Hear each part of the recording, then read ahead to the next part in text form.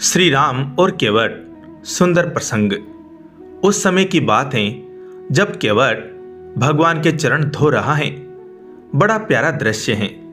भगवान का एक पैर धोता और उसे निकालकर कटौती से बाहर रख देता है, और जब दूसरा धोने लगता है तो पहले वाला पैर गीला होने से जमीन पर रखने से धूल भरा हो जाता है। केवट दूसरा पैर बाहर रखता है, फिर पहले वाले को धोता है। एक एक पैर को 7-7 बार धोता है। कहता है, प्रभु एक पैर कटौती में रखिए, दूसरा मेरे हाथ पर रखिए ताकि मेला ना हो। जब भगवान ऐसा करते हैं तो जरा सोचिए क्या स्थिति होगी यदि एक पैर कटौती में है, दूसरा केवट के हाथों में। भगवान जब दोनों पैरों से खड़े नहीं हो पाते हैं तो केवट से कहते हैं, केवट मैं ऐसे गिर नहीं जाऊंगा। केवट बोला, चिंता क्यों करते हो प्रभु, दोनों हाथों को मेरे सिर पर रखकर खड़े हो जाइए, फिर नहीं गिरेंगे। जैसे कोई छोटा बच्चा है, जब उसकी माँ उसे स्नान कराती है तो बच्चा माँ के सिर पर हाथ रखकर खड़ा हो जाता है। भगवान भी आज वैसे ही खड़े हैं। भगवान केवट से बोले, भैया केवट, मेरे अंदर का अभिमान आज टूट गया। केवट बोला, प्रभु क्या कह रहे हैं। भगवान बोले, सच कह रहा हूं केवट, अभी तक मेरे अंदर अभिमान था कि मैं भक्तों को गिरने से बचाता हूं, पर आज पता चला कि भक्त भी भगवान को गिरने से बचाता है। एक समय श्री राम को मुनियों के द्वारा यह समाचार मिलता है कि लंकापति विभीषण द्राविण देश में कैद हैं। भगवान श्री राम अब नहीं ठहर सके। वे विभीषण का पता लगाने और उन्हें छुड़ाने के लिए निकल पड़े।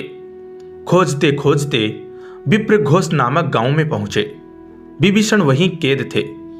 वहां के लोगों ने श्री राम को दिखलाया कि विभीषण जमीन के अंदर एक खोटरी में जंजीरों से बंधे पड़े हैं। श्री राम के पूछने पर ब्राह्मणों ने कहा, राजन, विभीषण ने ब्रह्म हत्या की थी। एक अति धार्मिक वृद्ध ब्राह्मण निर्जन उपवन में तप कर रहा था। विभीषण ने वहां जाकर उसे पदलित करके मार डाला।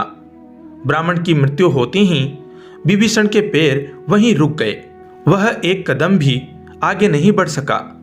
ब्रह्म हत्या के पाप से उसकी चाल बंद हो गई। हम लोगों ने इस दुष्ट राक्षस को बहुत मारा पीटा, परंतु इस पापी के प्राण किसी प्रकार नहीं निकले। अब हे श्री राम, आप पधार गए हैं। आप चक्रवर्ती राजराजेश्वर हैं। इस पापात्मा का वध करके धर्म की रक्षा कीजिए। यह सुनकर श्री राम असमंजस में पड़ गए। एक ओर विभीषण का भारी अपराध है और दूसरी ओर विभीषण श्री राम का ही एक सेवक है। यहां पर श्री राम ने ब्राह्मणों से जो कुछ कहा वह बहुत ही ध्यान देने योग्य है। शरणागत भक्त के लिए भगवान कहां तक करने को तैयार रहते हैं, इस बात का पता भगवान के शब्दों से ही लग जाएगा। भगवान श्री राम स्वयं अपराधी की तरह नम्रता से कहने लगे, वरम मम्यो मरणम मद भक्तो हन्यते कथम राज्य मायोर मया दत्तम तत्यव स भविष्यति भृत्यापराधे सर्वत्र स्वामिनो दंड इसेते राम वाक्यम द्विजा श्रुत्वा विस्मयादिदम ब्रुवन्। है द्विजवरों, विभीषण को तो मैं अखंड राज्य और आयु दे चुका, वह तो मर नहीं सकता, फिर उसके मरने की ही क्या आवश्यकता है। वह तो मेरा भक्त है। भक्त के लिए मैं स्वयं मर सकता हूं। सेवक के अपराध की जिम्मेदारी तो वास्तव में स्वामी पर ही होती है। नौकर के दोष से स्वामी ही दंड का पात्र होता है। अतएव विभीषण के बदले आप लोग मुझे दंड दीजिए। श्री राम के मुख से ऐसे वचन सुनकर ब्राह्मण मंडली आश्चर्य से डूब गई। जिसको श्री राम से दंड दिलवाना चाहते थे वह तो श्री राम का सेवक है, और सेवक के लिए उसके स्वामी श्री राम ही दंड ग्रहण करना चाहते हैं। आह, स्वामी हो तो ऐसा हो। भ्रांत मनुष्यों, ऐसे स्वामी को विसार कर अन्य किसी साधन से सुखी होना चाहते हो। तुलसी राम स्वभावशील लखी जो न भक्ति उर आई, तो ही जन्मी जाय जननी जड़ तन तरुणता गवाई। ब्राह्मण उसे दंड देना भूल गए। श्री राम के मुख से ऐसे वचन सुनकर ब्राह्मणों को चिंता हो गई कि विभीषण जल्दी छूट जाए और अपने घर जा सके तो अच्छी बात है। वे विभीषण को छोड़ तो सकते थे, परंतु छोड़ने से क्या होता? ब्रह्म हत्या के पाप से उसकी तो गति रुकी हुई थी। अतएव ब्राह्मणों ने कहा, राम, इस प्रकार विभीषण को बंधन में रखना उचित नहीं है। आप वशिष्ठ प्रभृति मुनियों की राय से इसे छुड़ाने का प्रयत्न कीजिए। अनंतर श्री राम ने प्रधान मुनियों से पूछकर विभीषण के लिए 360 गोदान का प्रायश्चित बतलाकर उसे छुड़ा लिया।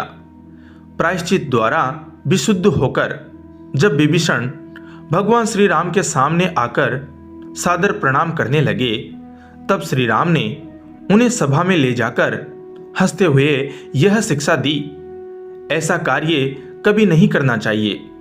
जिसमें अपना हित हो वही कार्य करना चाहिए। राक्षस राज, तुम मेरे सेवक हो, अतएव तुम्हें साधुशील होना चाहिए, सर्वत्र दयालु रहना चाहिए। सारांश ये है दोस्तों, ऐसा कोई कार्य भक्त को नहीं करना चाहिए जिससे उसके स्वामी भगवान पर लांछन आए। जय श्री राम। धन्यवाद।